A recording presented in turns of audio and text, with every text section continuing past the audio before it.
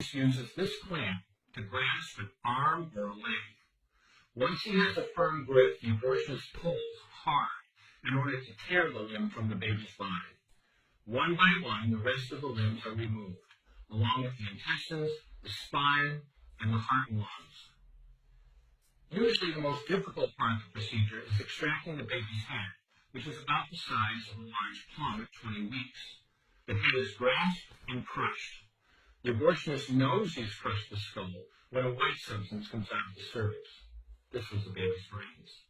The abortionist then removes skull pieces. He removes the placenta and any leftover parts of the baby with the curette, scraping the lining of the uterus for any remaining tissue. The abortionist then collects the baby parts and reassembles them to make sure that there are 2 arms, 2 legs, and 4 pieces. Once all the parts have been accounted for, the abortion is complete.